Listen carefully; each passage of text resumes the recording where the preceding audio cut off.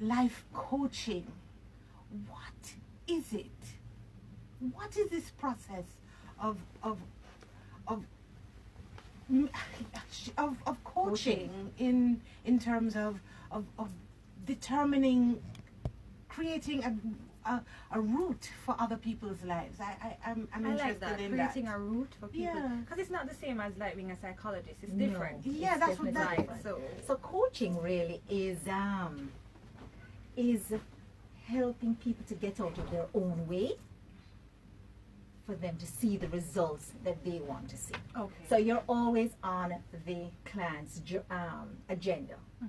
You're never on yours. So it's not about what you think the person should be doing. No, that's It's the part about- that I'm interested in. Yeah, it's about. Tell me It's what. about the client's agenda. So it doesn't matter whether maybe their values are not your values, or what they are wanting to do is what you think they should be doing. It's So- about what they want to succeed at, and then you take them through a process of, getting clarity around, why and how much focus they have to it, and why is it important, and what they need to address to get to this place that they want to go. And then you help them to uncover. So they're actually doing the uncovering, You're just asking a lot of empowering questions, or questions that will help them to get clarity around what is their next step. So what if you buck up on somebody who is whose moral compass, let's put it that way, is pointing in absolutely the opposite direction to yours? As long as it is not criminal, you can either choose to find another coach if you don't feel that you're going to be helpful, because at the end of the day you really want the person to have success. And if you don't feel that you can help them because it's conflicting so greatly with you, then you should have someone else coach the person. But usually, if that's not the case, a lot of, we're not always going to be agreeing with what they should be doing. But as long as for me, it is not criminal or, something dark that is really causing me some issues in my own chest, I'm happy to coach a person. But then what about those who will say a coach, who needs a coach, I can do it on my own. But then I've also heard the flip side that, a coach has helped. What do you have to say to that person? Well, okay, so a friend is always good to get advice. But sometimes they're on their agenda. And Even that's your the difference. friends? Your friends want the best for you, but from their perspective. And so that is a trick. But coaching, the reason it's exploding is because it works. Coaching works. People have been able to not only have the successes that they want, but even much more. And generally coaches have coaches. Coaches have coaches. Many I have coaches about have 3. coaches. I have 3 right now. Because you'd think that, okay, it's kind of not counterintuitive, but we tend to think that if I'm an expert here, then I'm an expert. But it's so interesting that many coaches, I know a few coaches, they'll tell you, oh, you're my coach, and they're open about saying that, but they share this idea that I'm here to help, but I also need guidance and help at Because times. when you're so close to your situation, sometimes you can't see the forest for the trees.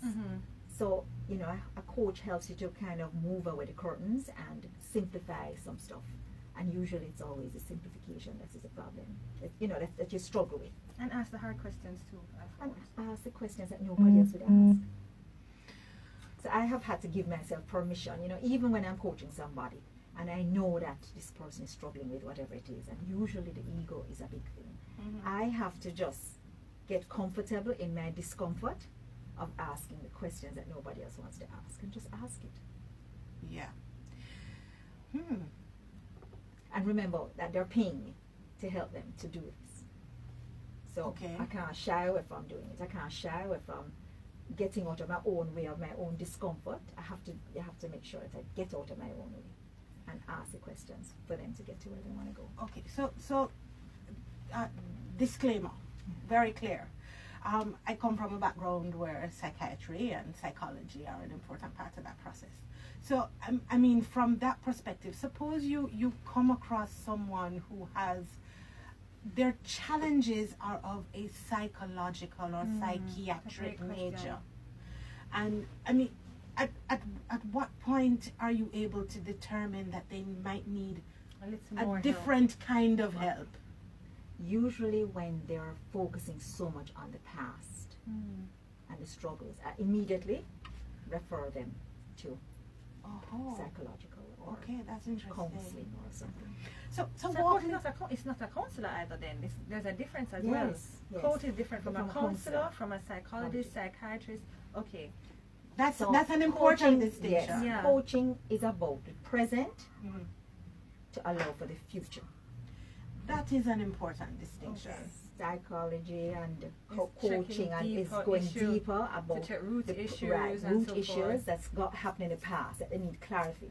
So I'm not prepared. Personally, I've made a decision that I'm not going to coach somebody while they're also having that help from another situation. They have to okay. clear all of that up. Right. I'm not. So you're basically you're helping them to move along To the clear path. over the path of today so that tomorrow can come. So walk us through that process. In terms of I mean, okay, so how is it that how is it that you assist people? Those 5 things. okay, Those 5 things that the choices. the 5 choices. All right. So a lot of people think that, this thing happened and boy, I don't have a choice. And they actually say things like that. So there are always 5 choices. The first one is the choice of staying a victim. So even if you choose to stay a victim to the circumstances, you're choosing. That in itself is empowering. The second one is to change it. The other one is to have a new perspective around it. The other one is to accept it. And the other one is to leave it. 5. One more. Go over them again. Go over. We Stay a like we covered. victim. Change it. Mhm. Accept it. Change your perception around it.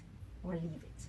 Okay. And some of us can get through some of them, and then get stuck at 1 or 2. But all circumstances don't require you to make all of All. those. Ah, All of them are okay. just available. And then you So it's look not at a your process, circumstances. is it? No, you just Okay. look at your situation. Okay. You want to accept it, you accept it. You want to change it, you change it. You want to change your perception around it, you think about a different mindset that you could have around this exact situation, which is what happened with me and the situation I shared with you. Or you leave it. I'm not sure if I went to all of them a while ago. Yes. So each situation you find, you have those 5 choices. So in doing that, you will help your client to make the appropriate choice. And I who will- decides which one is the appropriate Always choice? them. The client. The client is always the client making the choices. Well, probably I guess you encourage them to face these things. Yeah, to Because decide. otherwise it's of the clarified. fact. Yes. Yeah. Some people that it never occurred to them that they had a choice. It's true. Because even mentioning being a victim, I think Yeah. many people, if you're the nature of being a victim, you think it's something that happens to you, and so you're stuck. Which, yes, you're stuck, but then the fact that You don't we have can to be. choose to, as you said, Unstuck. change the perspective. It's deep, when you think of it. Yeah, it It's is. very deep. It is. But it's an eye-opener because even if you choose to stay a victim, you're making a choice.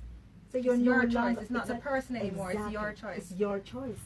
Right. And sometimes you might choose to stay a victim to it.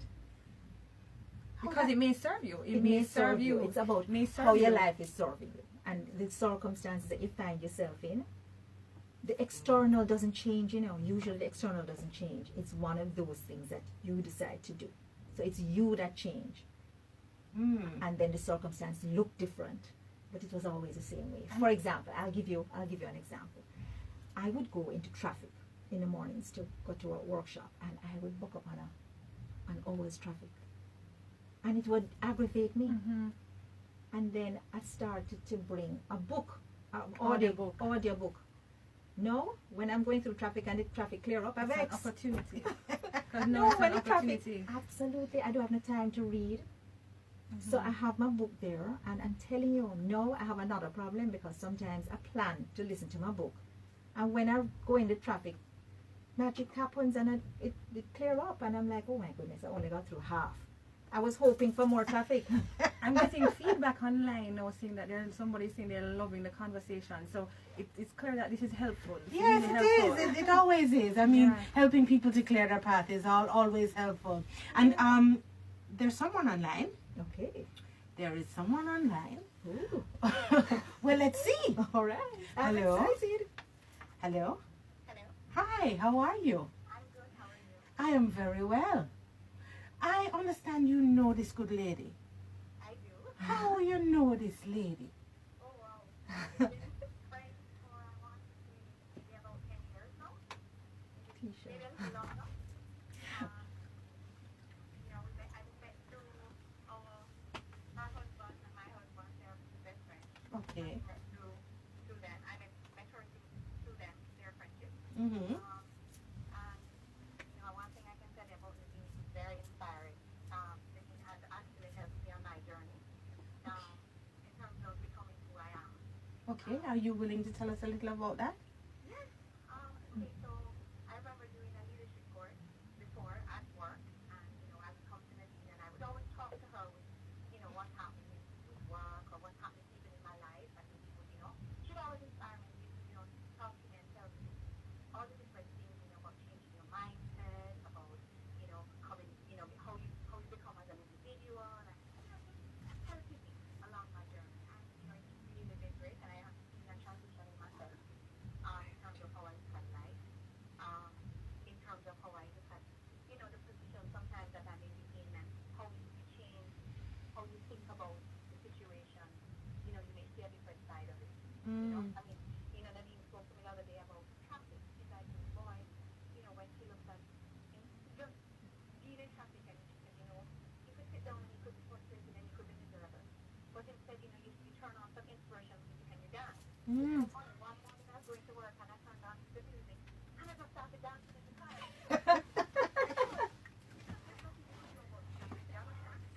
And just kind of those kind of things about how you think about certain things, or how you transition into the there are differences. You can always, you know, you can see the positive side of things, you know.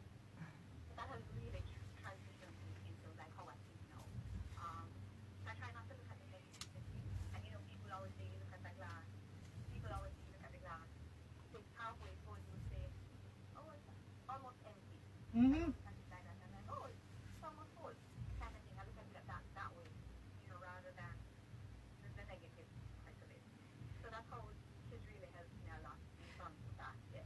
Is she that person that you can call at any time and know that there's a good word to come? Yes. I've never not called her, you know, like, I remember I was going through something and, you know, I called her, she's like, come.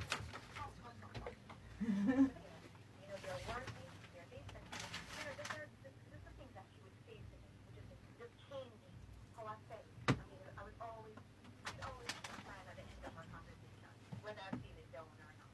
And then I could always call her and tell her about something great that had happened, and she'd be like praising me, and, you know, it's not even that. Even trying to talk to me about, like, I'm trying to transition into something now, and she's just like, you know, even in my transition, this is also she's also trying to tap into your talent and what else is possible. So she's always trying to find that thing for you, or trying to help you find it for yourself. She's very inspiring. I mean, there's nothing else I can talk. Tisha, I didn't know this. But yes. Oh, wonderful, Tisha. This, I mean, you've added a whole new level of energy to our discussion. This sounds like La Vida Loca to me. You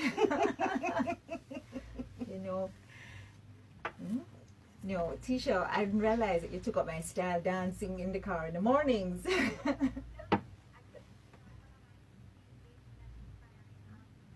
Yes.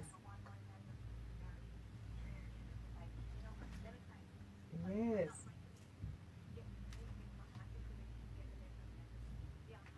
Yes. Yes.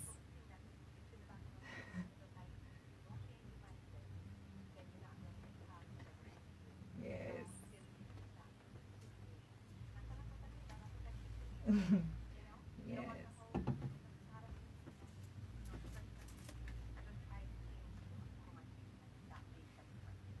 Yes. Amazing. Amazing. It's wonderful to have somebody like that in your life, eh? Yeah.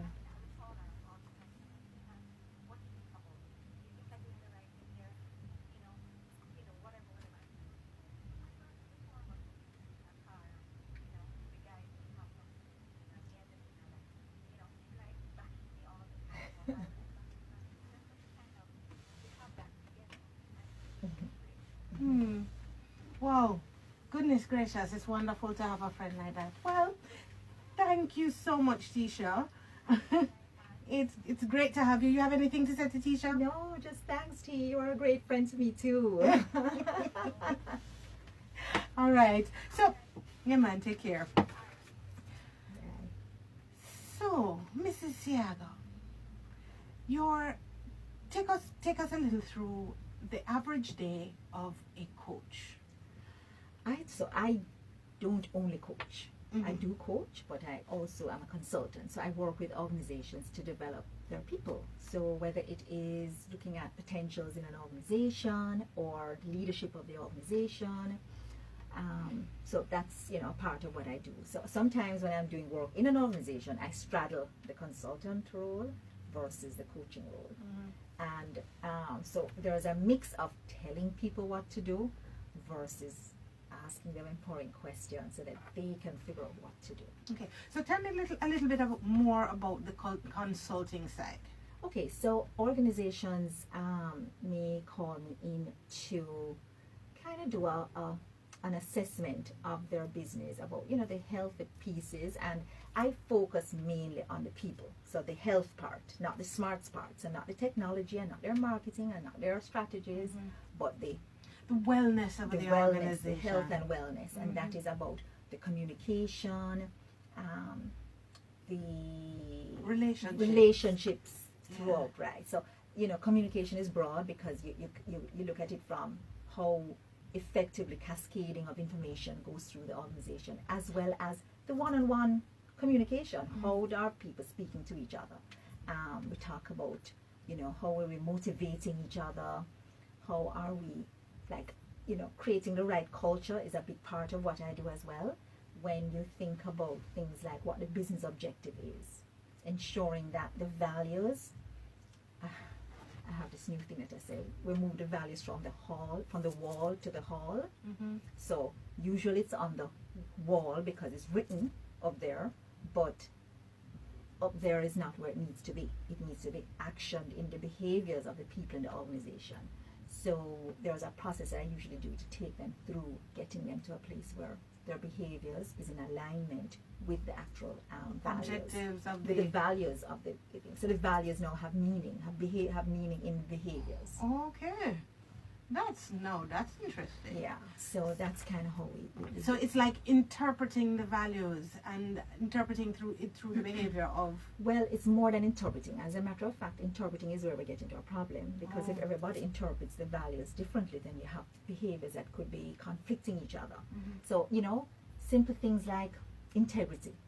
That's usually a value, which is one that I do not encourage. If I'm doing the work of developing values, I do not encourage integrity. Not because it is not a value that we should have, it's just that it's kind of like a permission to play value. In other words, it's expected that you're going to say what you're delivering, and you're going to deliver it. So, we usually try to keep in mind the kind of business that you have, and then agree the objectives that you want, and then support it by the values. So once we agree what these values are, we agree also the meaning of the values. We don't leave that up to anybody's interpretation. Right. Because that's when you have problems.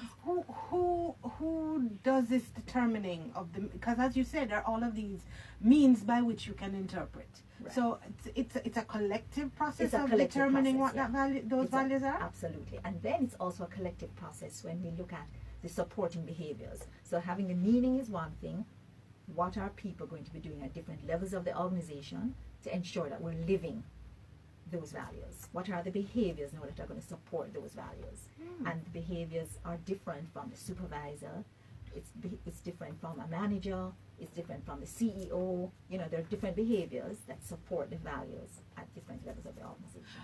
Is there anything that you find in organizations as you move from organization to organization across Jamaica?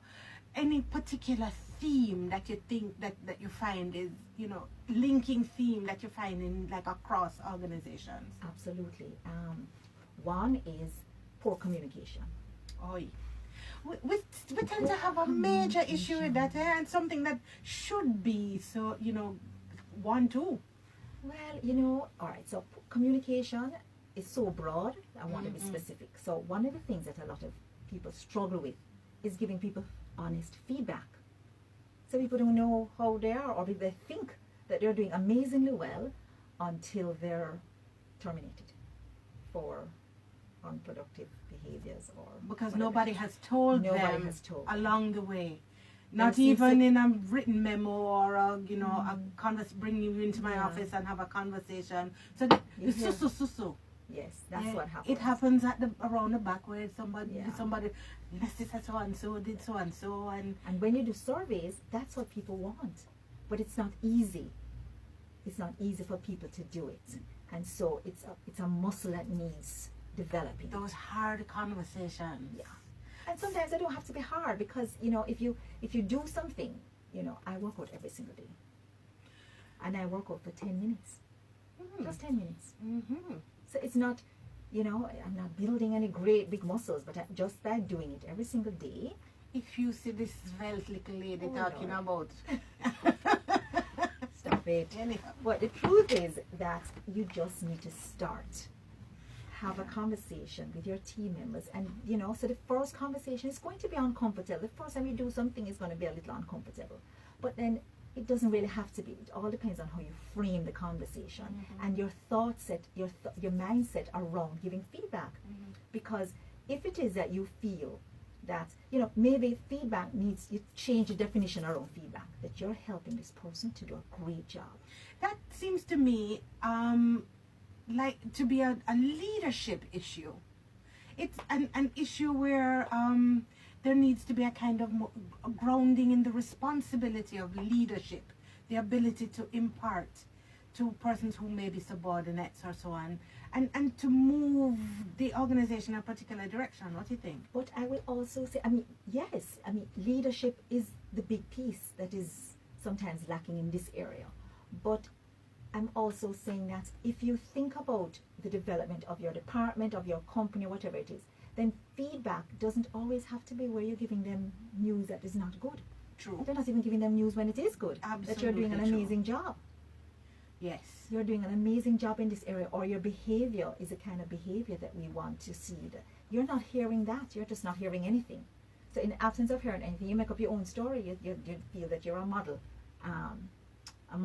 employee, and that you're doing an amazing job until the end of the year, when you don't get your 100% bonus, or whatever the performance process is. Right. You don't get the required bonus.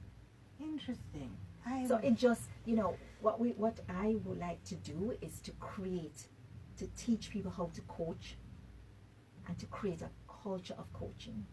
So within the organization. so that you get very accustomed to hearing feedback, giving feedback. And the other issue is that you, as a team leader, manager, whatever the executive position you may or may not have, you have to get comfortable in getting the same feedback as well.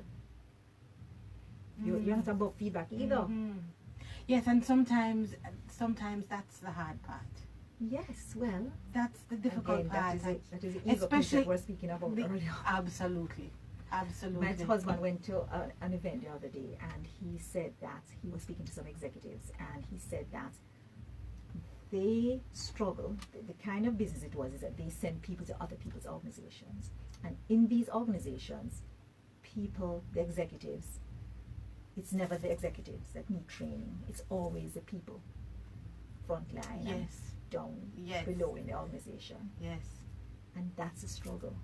That was a Because challenge within that that was- organization. exactly. It was That it's always actually the at the executives executive that level. needed to, Yeah. yes, that needed some form of insight. Right. Yes. And you know what? Listen, there are people too, so they come to work through the same processes that everybody comes through to work, which is all of these experiences that they have had that bring them to this place. Yes. So, in other words, when you contextualize it and put it in human terms, Right. at the end of the day, we're all humans with our struggles and our baggage, and it requires some development, ongoing development, and that you're never, I am going to be learning something until the day I die. You That's know, my plan. actually, this this a kind of whole new phenomenon that is coming to the fore through this discussion, because people who exist at the pinnacle of organizations, or the pinnacle of institutions, the pinnacle of government, the pinnacle, at the head of whatever it is they're head of, very often they are not as willing to accept that they too have changes that they need to be led through and supported through. Absolutely.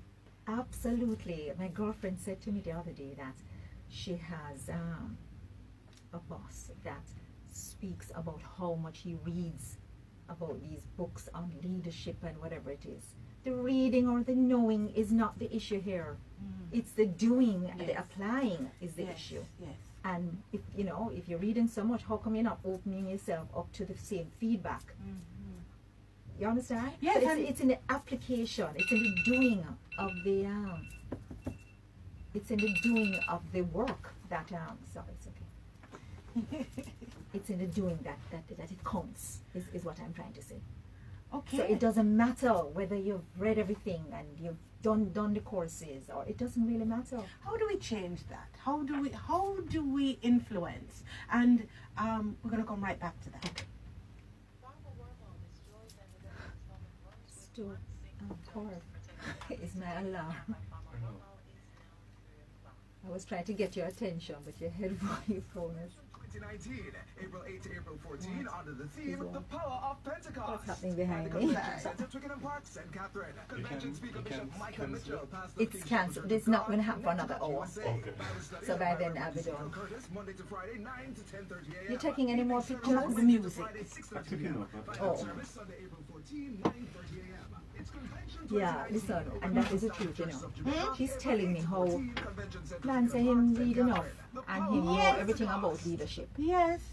But his behavior is contradicting everything that he said. His behavior contradicts everything he said. Well, we're going to come back with that. Yes. Yeah. And I'm also going to ask you about the difference between coaching and personal branding. Because that's another confusion that I think exists in the market. Coaching and personal branding. Yeah. I don't even know much about. I mean, I have an idea. I know about coaching, and I have some ideas about personal branding. Too. But I mean, it's really about Yeah. making the distinction. Yeah. I suppose at the end of the day, you can decide that this is going to be your brand. So maybe you need coaching to get you to there. You might Identify. decide at this point that you now need to distinguish yourself in a particular way. Yeah. And that's the branding piece. Yeah. But to make it a reality, you might need some coaching together, because you might need to get out your own way.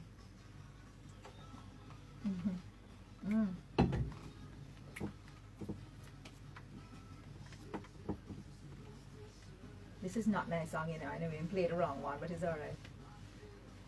It's not this song. It's Viva la Vida. Oh, Viva la Vida. It's Viva la Vida. Sorry. Coldplay. Coldplay. Viva la Vida. Sorry. Oh. That's on the page.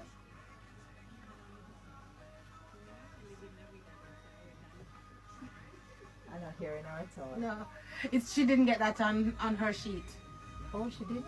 No. There's some living la vida loca. Alright, we'll find the other one. The other one is Coldplay. Viva la Vida. Coldplay. Viva la Vida.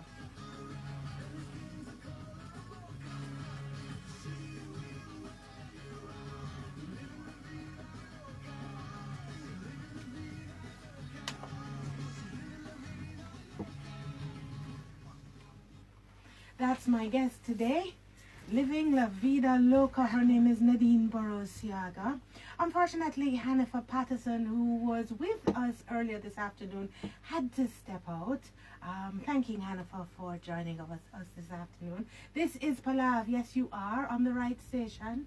Yes, it is RJR94. No, it's not Jerry McDaniel. My name is Deborah Hickling Gordon, and I'm sitting in for him this afternoon. He's doing all sorts of stuff all over the place. So, saying good afternoon to Jerry today. Nadine Burrowes Seaga. Trust me. A bundle of energy, and we're talking coaching, we're talking empowerment, we're talking family, we're talking transition, we're talking transformation, we're talking positiveness. and levity and all of those things. And we left on the other side of the hour where we were talking about the issue of coaching leadership, about those leaders who believe that they are in the know and say that they're in the know but don't necessarily act. I can say it, you can. And who do not necessarily display the kind of the level of leadership that is required, and the kind of leadership that has a kind of humility that can keep the ego in check. Yeah. What does that leadership look like, and how we get it back there? It's not enough to read the books and go to the courses. We have to create an environment where, and you as a leader, you're instrumental in creating that kind of environment where you have an opportunity to check in about how you are doing as a leader. You know, I do this with my kids where I say to them and my husband, how am I doing as your parent or as your wife? On a scale of 0 to 10, where do I fall? Yes, it's your responsibility as a leader. That as my responsibility. And so, you know, I do the same thing with my team members. On a scale of 0 to 10, where do I fall, and how can I move from wherever you say I am? If I'm at a 7, how can I get from a 7 to a 10? We have that kind of check and balance at the university where I am, where we are literally our students have to determine every semester how far we go, and so we are able to check that kind of thing. But that doesn't exist necessarily at the executive level. It does not. So what we need to do? Well, I think that we need to be courageous enough to implement something that allows for that sort of a check and balance. Yes. And now that would be true leadership. That to me would be true leadership. Yes, you could see that could make a difference. It would. Another question that I've had about this empowerment process, the empowerment industry that so many people are getting into. There's also this notion of I think that's called personal branding. Yes. Is it the same thing? No, it's not. So personal branding, and I don't really know a lot about it. I have friends who are into that space, but I know about coaching, and you at some point you might make a decision about how you want to define yourself, how you want to be seen out there, you know, from everybody else's perspective. How is it that you want to be seen? And you, whatever that decision you come to, that begins the journey to getting there.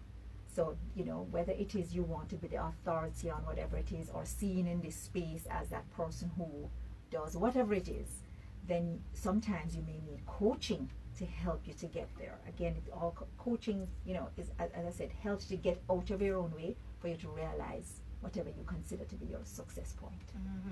So personal branding is about you just making up your mind around how is it you want to be seen, and the work of the coach now will help you to get to that space. Okay. You have specific interests in where you want to go as a life coach. Where do you want to take that process? I'm not so sure if I want to do life coaching, by the way. Okay. I only from the person, I like working in groups. Right. So define it then. Define what it is that. Well, as a coach, once you become a coach, a certified coach. So it's a coach, not a life coach. Well, it's a coach, and then you decide where you get your mojo. So you decide which field, you know, you want to teach people with life issues, and then you might want to even go deeper than that. You might want to be, it's about people helping to find themselves. It could be about people transitioning from one business to another. It could be coaching people around marriage. It could be coaching teenagers. So you can decide where you want to coach, but as a coach, you actually can coach anybody. Okay. So you had said that once you get certified as a coach, so there's this impression that people are just getting up in the morning and saying, you know, I don't have nothing to do. You know what I can do? I can coach. Let me go coach somebody. And then 25-year-old, you know, kind of emerges and says, I'm a coach. And somebody like me who has kind of lived more years than that will say, what on earth is this person going to tell me? There's a process of certification. There's a process of taking you from being an individual who wakes up empowered to being an actual coach. Yes, there is, but it doesn't mean that you have to go down that road. And I'm not for a minute saying that anybody has to do that. Mm-hmm. Coaching is about the ability to help people to move from where they are to where they said they want to go. So yes, it's not an industry that's as regulated as I suppose it will be. I mean, there is an organization, I think it's International Coaching ICF, Foundation Federation, and you can get to that place through a variety of different courses that you can do. But you don't have to do any of that to be a coach. And I would not, while I've chosen that route, not everybody has to go that route, and it doesn't mean that they won't be great coaches. So you as the client will have to select your coaches very well, and you get to determine the basis on which you make that selection. For you, it could be that it has to be someone that's certified or somebody that's trained, because you can actually be trained but never actually do the test to get certified. Or you can hear about the results that somebody has had with people in your situation, and you may choose to go there. Okay. At the end of the day, Deborah, you want to have results. You want to move from where you are to where you want to go. Right. And that's really at the end of the day, because you can also have someone who is certified but may not be a great coach. Yeah, and may not be the right person to take you to where you need to get to. Right. Right. But there's somebody else who has, can maybe empower none of you that. in a particular Right. sort of way. But I'd like for you, I mean, because I think there are people who are interested to kind of let us know, what does that training look like? Very intense. Well, certainly the one that I have done, and I know other people who have done other very intense program. So it's very intense. It's a lot of practice. A year-long program of ongoing training and access to all the information that you get, and so it's just you really have to be committed to it. It's not only a long process, right, but it's also an expensive process. I see. And it's not available here. I don't know of any that's available here. I see. So it's something that you've done overseas, you have to go and overseas. it's online interface, or you have to go and do it. Certainly the one I have done, I had to go away plus do some online programs as well, as a piece of the program. Very intense, very expensive, but it's what I wanted to do, and it was going to complement what I do, and so I just decided to go that route. Well, just to let you know that Nadine is an internationally trained business coach, certified change management specialist, and energy leadership index master practitioner. Now, that's a mouthful. What is an energy leadership index master practitioner? Okay, so it's an assessment that I am authorized to deliver and to debrief on.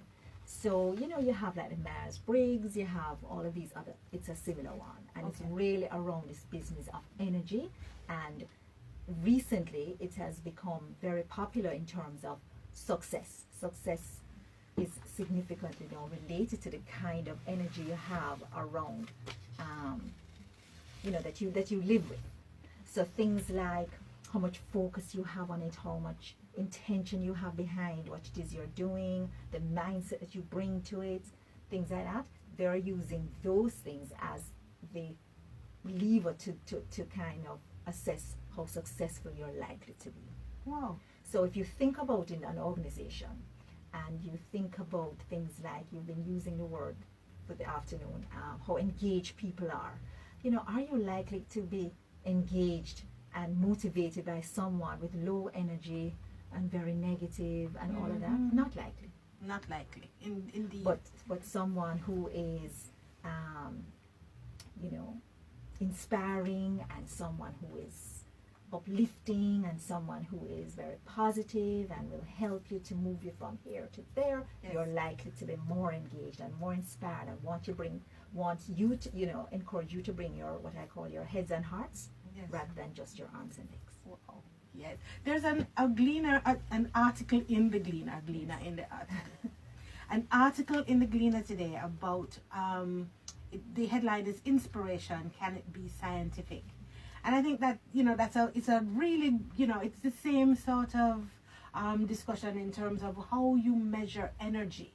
Right. And engage energy in order to move things forward. And so one of the things that I'm able to deliver, because I've done the test and having the certification for it, is to deliver a test that identifies your level of energy, and then coaching now can help you to shift that energy from negative and low energy to positive and higher energy. We're gonna come back to that. Okay. But there's somebody else on the line. Okay. There's somebody else on the line. But we chicken with your choice of coleslaw, Person's biscuits, on the line? mashed potatoes, corn on the cob, yeah, but or there's red beans and time rice. signal first. Sorry. Is $3.15. Thank you, Miss Stace. We are going to go to our telephone line where there's somebody who can tell us a little bit about the interface with Mrs. Seaga, Burrowes Seaga, as a professional coach. Mrs. Hello? Hello? How are you? I'm well, thank you. I am very, very well. So tell me, what is your relationship with Mrs. Burrowes Seaga, Nadine Burrowes Seaga, intentional life and leadership strategist? Hi, Caroline. I'm hearing you.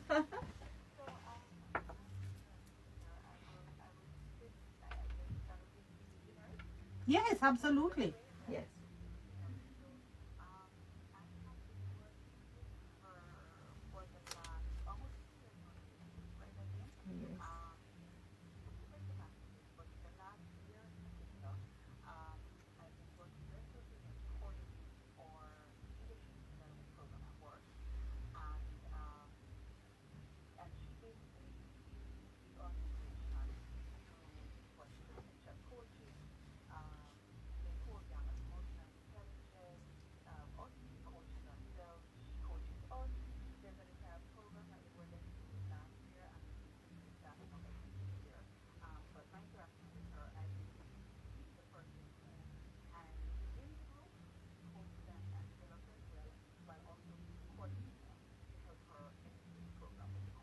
Okay.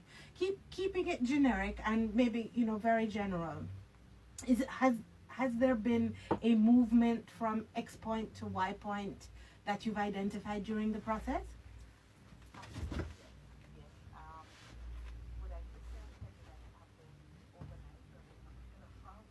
Mm-hmm.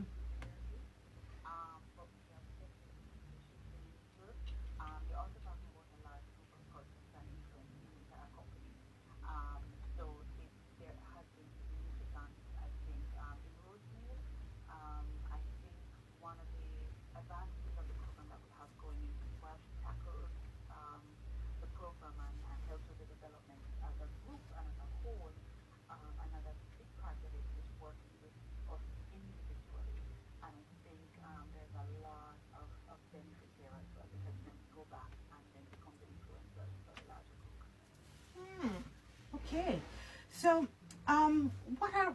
what have you seen as the advantages of working with a coach, of getting a coach? Don't you think it's something that the company could have done? I mean, if it had kind of designed a program all on its own, does it require a coach? Right now, where I sit, I think so. Absolutely, you need somebody who is trained in all of this. Right. I think very, very many of us practicing ourselves coaches, but we are not. My learning over the last year has been, it's been tremendous, both for my personal growth and then taking it out into my team and so on. But yes, I personally think that what we are walking through right now is something that we could do without having somebody there who's trained to facilitate the program. I mean, in-house, out-of-house, I think that could be debated, but Right. the person who's trained to do this, I think is the issue. And so there are people too who would think that it's something that can happen immediately, but it's actually a process, yeah. And how it's a difficult question to ask. I mean, how long is a piece of string? But in terms, at what point did you realize that, okay, we're not quite there yet, we need to go a little more, or there's something else that we can do, or how does it work? Well, that's probably a question. Tell me, Nadine. Carolyn. You know, okay, so let me say this, that as Carolyn said, you know, whether they chose to take someone from outside the organization or not was a decision that was made. And I would suggest always to take it outside, only from the perspective that when you're in it, you're kind of a part of what's happening there as well. And you really need to have objective eyes. You can't see the forest for the trees. Yeah, you're kind of too close to it. So that's on the one hand. The process that you choose to go through, it depends on your objective. Where do you want to go at this point? So maybe I'm there for 2 years or 3 years. And remember, you know, as I said to you before, it's people you're dealing with. And if I'm, for argument's sake, just for argument's sake, no truth in this, no, 50 for argument's sake. Hypothetically. Hypothetically, right, Carly? You're talking about me getting to where I am 50 years in the making. So the change that is going to come is not going to happen overnight. Even although change in itself does happen overnight. And by that, what I mean is that you have to process it. You have to try it out. And then you one have to change day, the behaviors. And then one day it just happens. Yes. Absolutely. Yes. So when all of that is happening, you have a whole organization that you're trying to move from one place to another. Yes. All the moving parts. All the moving parts. And then while all it is happening, the organization is still living and breathing and existing, and people are still coming to work, and problems are being solved, and you know, deadlines are being met. Right. So all of it is happening at one point. We're not pausing anything and saying, all right, let's go wait until we get this piece fixed and then we can start. It's all happening at the same time. So there are some particular skills that you have to bring into the mix to ensure that all of that can still happen while all of this is happening.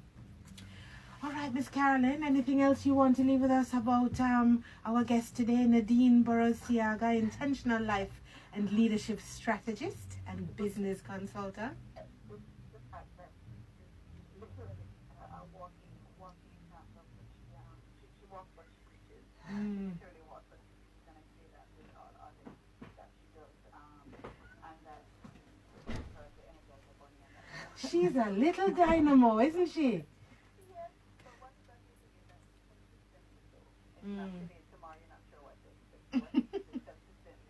She's blushing in here, you see. Yes, she's there.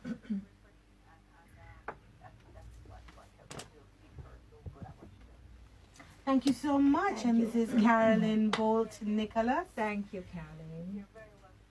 Alrighty.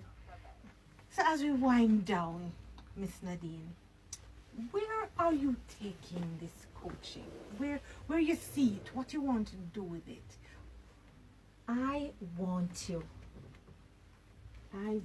make a real impact in my country first and foremost. I mean, I plan to do this on a large, huge scale, but I really want to make an impact in my country because I know, listen, there was a story that I will never forget. When my child was, I went to this birthday party with my daughter, and there was this couple that worked at the US Embassy, and they had a new contract and they were leaving Jamaica. And I said to the couple, you know, what will you miss in Jamaica? And they said the usual, you know, oh, how wonderful it would be to, you know, how wonderful it is, the landscape of our country is so beautiful, you know, they can be in Port Antonio in the morning and by evening they're in the grill, and, you know, have one experience in Port Antonio and another in the grill, and all of these wonderful things. And I smiled and I said, and what would you not miss?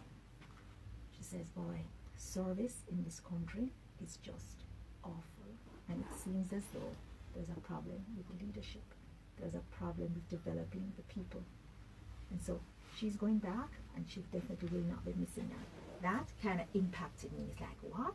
And then she said, and what do you do? When I told her, we had a big laugh. She says, well, you should be busy. I said, boy, you know, I should be, right? But I'm not as busy as I should be, because our owners, our business owners, our leaders, they don't value this piece. And this is a missing piece. This is a missing piece from moving organizations from good to great.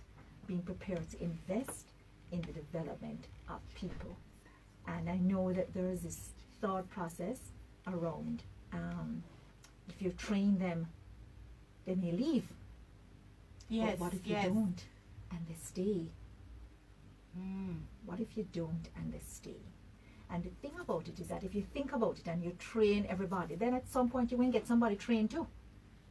Yeah. You know, as people leave and people go to other companies and whatever it is, you end up with, but it's just valuing that piece of it. And to me, it's devaluing the people when you don't make the investment in developing them. And you know, so it's kind of heartbreaking for me, but I'm going to be moving forward, and I'm going to be working with the organizations that qualify for you know, working with me, and who are serious about really and truly developing their people and just really knocking it out the park. So Jamaica can be moving from good to great with all the other things that we're doing great here. So I'll just go woohoo. So hypothetically, if you Yes. had a coach, Yes, right? and I do.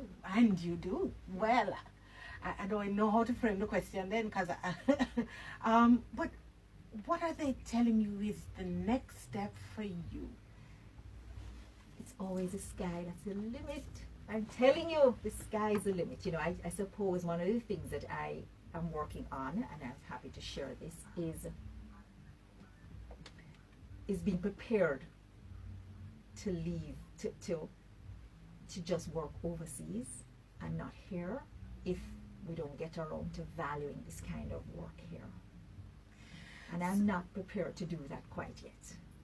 I'm not prepared to We're do not it going quite yet. anywhere, because there's actually a great deal of valuing that needs to happen of those things that are intangible, those things that we call soft skills that are not as soft. They're, you know, because those are the things, life-changing things. they're hardening us by Absolutely. not embracing those things that we call soft skills. They're life-changing. Just Yes. imagine you going into work and you would rather not be here because, you know, the experience that you're It's having a is sick unhealthy. organization. It's toxic. Yes. It's, you know, people are not, whatever it is. So I guess for me that now is the big part. How do those of us who work in those areas that are supposed to be soft but are really hard, how do we make the impact that is necessary to get the people who need to make the decisions to recognize that these are the things we need to be sorting through? Tell them. Just Tell tell them. them straight out. Tell them we need some help. Things are not working as well as they could be. So as profitable as our organization is, Mhm. just imagine how much more profitable it would be if we had this people piece Right. in order. I'll tell you a little story now. I was speaking with some business students, and I was asking them about their dissertations. What are they doing?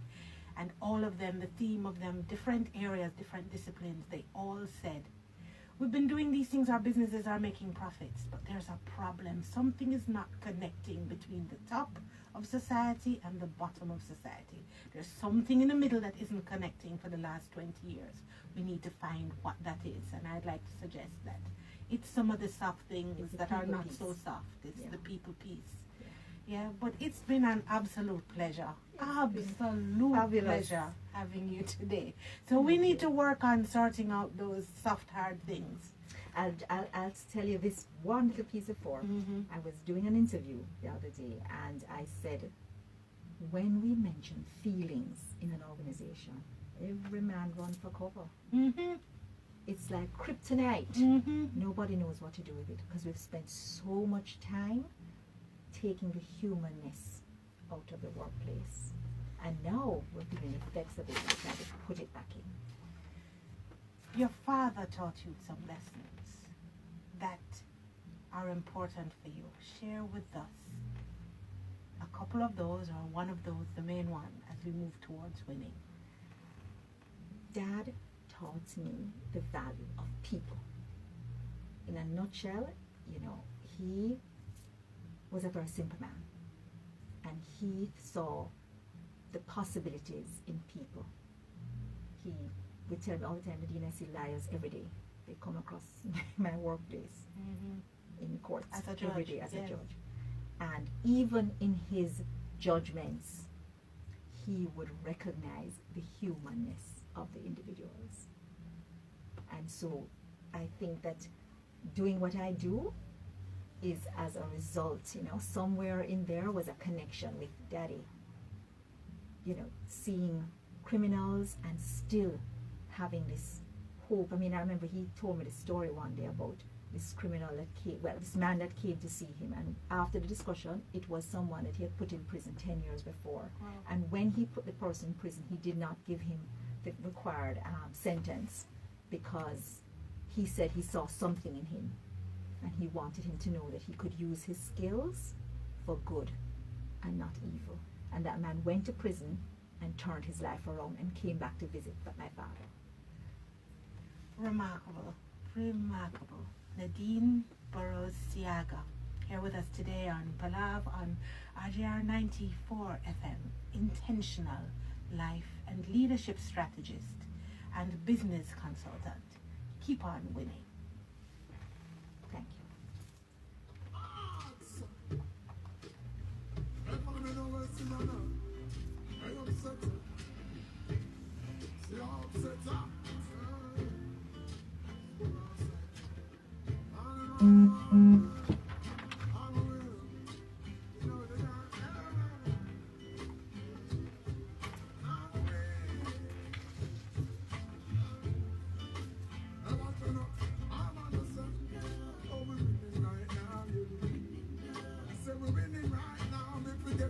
Your dad is ready?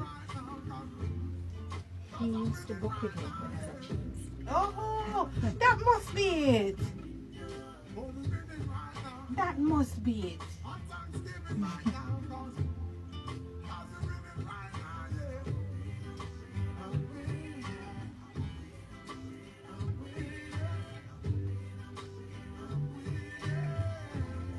So what you do at university? Cultural and creative industries. Yeah. So you just do this every now and then? When he asked me, when he have other things to do, he just asked me to come and do it. This was great. It You was are great awesome. fun. Thank you.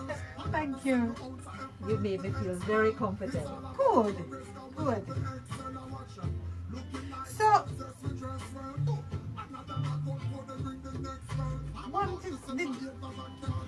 What happened?